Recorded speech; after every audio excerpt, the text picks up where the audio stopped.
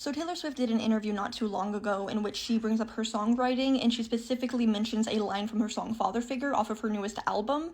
And the line is something to the effect of, I pay the check before it kisses the mahogany grain. She then says that that's her favorite kind of writing, and because wait, you have to think about what do those words mean, why that line very clearly means that you pay the check before it hits the table. That's not.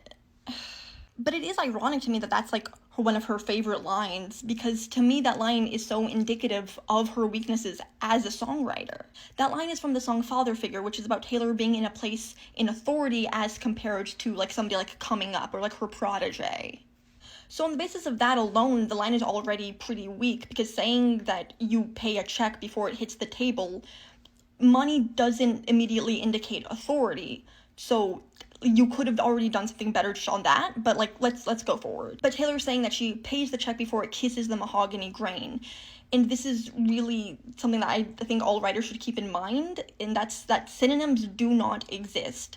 Whenever you use, touches would probably be a better word here, because I pay the check before it touches the mahogany grain does have a slightly better mouthfeel in terms of singing. But touches and kisses, they have different nuances, those words. They give you different imagery. And kisses, think about contact as kissing. That is something that is more soft, more delicate, more affectionate. How is any of those nuances specifically being used in this context of this imagery of a waiter placing a check on the table? It's needlessly florid. You're not supposed to use words just because they sound poetic. They're supposed to, poetry is supposed to, mean something. That's what makes it poetic, not it sounding pretty. And it specifically kisses the mahogany grain. And the mahogany is a wood that is known for being expensive. So it's her doubling down on, the theme of her having a lot of money. But keep in mind that, in the scenario, we're at, some kind of restaurant, because it's somebody is bringing the check to the table. So, why would you be bragging? You can brag about, oh, I'm going to, a nice restaurant, but, that doesn't double down on, your authority at all. It's so needless.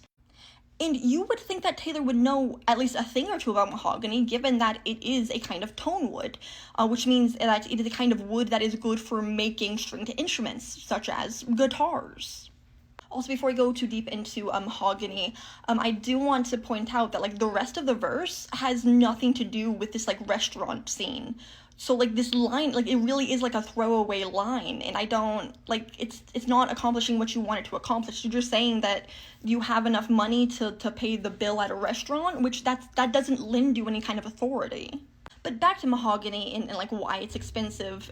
Something that you should know about mahogany is that it's native to the Americas, and during periods of American colonization, mahogany was mostly harvested from the Caribbean specifically. So we're talking roughly 17th century to 19th century.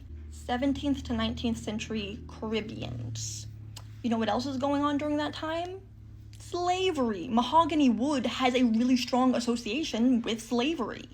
So that's sus, but even going back to this line taking place at a restaurant, in mahogany's history with being used to make guitars, because it gives a really rich and full tone, it would have been a much smarter line to have it be I get paid before I touch the mahogany grain, as in I get paid before I played my instrument, because it's not my musical skill or prowess that's giving me authority, it's my very presence. And her leaving it as a mahogany grain, the mahogany table, which is she, I don't think she's trying to subtly bring up the fact that oh, this table is an artifact, because once again, we're at a restaurant, why the fuck would that matter? And two, I don't think she has the presence of mind when writing. And I am actually fully willing to accept the fact that her specifically bringing up mahogany, a wood with deep ties to slavery, is coincidental, because I don't think she actually thinks about her lyrics at all. I genuinely just believe she said the word mahogany because it's a fancy sounding word. Which is why, if she actually knew anything, she wouldn't have made it mahogany grain if she really wanted to specify the grain of the wood, even though that's just, it's once again it's a detail that adds nothing. It's just wasting time. But if she was actually with it, she wouldn't have made it mahogany, she would have made it ebony. Like, if you've ever gone to an art museum, you might have picked up on the fact that through, like, the European history part of the museum, which is typically most of the museum, given what museums are like, but you would have noticed that a lot of the furniture artifacts are made out of ebony, and that's because ebony is incredibly expensive, or at least it was, like, in Europe for thousands of years, and it's been beloved for thousands of years.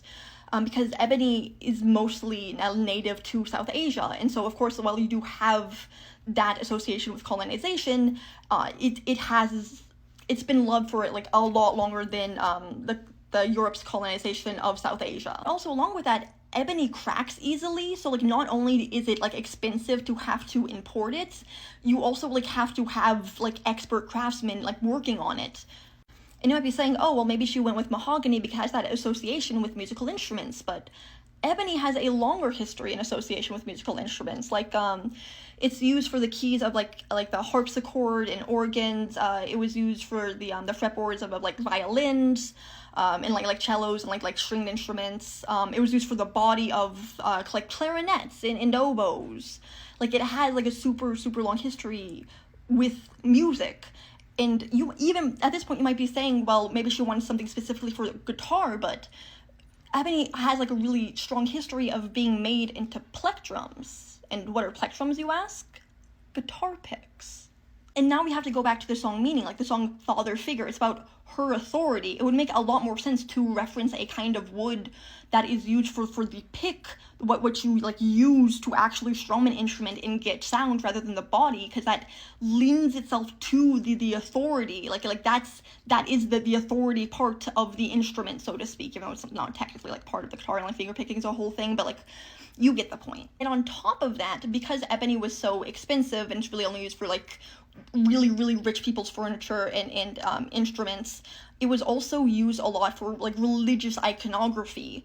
So it has a really like strong symbolic meaning and association with things like magic, which as a musician, because music also has a really strong association with magic, like that could have like really like quadrupled down on Taylor Swift's authority. Because even if she just changed the line to something like oh, like I get paid, or like my check is paid before like my fingers kiss the ebony grain, or like whatever the fuck she would want to do, because I'm not expecting good songwriting out of her ever. But that kind of line would have been like so much more powerful in this context, and of course a hell of a lot more effective. Because then you have like the expensive quality, like you have like, oh, I have all of this money, and then you like bring in like your musical prowess, like your history as a musician, and like you saying like, oh, I'm one of the best in the world, and then you also bring in like this quality of like mysticism and magic, of just like you're very like playing like how you're able to evoke everything out of a crowd. Like it would turn Taylor into a kind of like symbol, or like some kind of archetype of divinity. And that would have been really fucking powerful in terms of lending like authority. And it would have barely changed anything, because it's not like that line even like makes sense in the context wherein it's found. It would have been like such a small little easy change to make if anybody had thought about it for like 5 minutes, if even. But Taylor is consistently thoughtless in her songwriting. And so now we go back to the fact that in the interview she follows that up with like, oh, that's my favorite kind of writing, because you have to actually think about what it means. But you're not actually having to think about the line that she actually said. Like if you went with something like I suggested, you would actually have to think about that, and there would be like a lot that's being communicated there with very little, which is like what you want in any kind of poetry or songwriting. But I digress.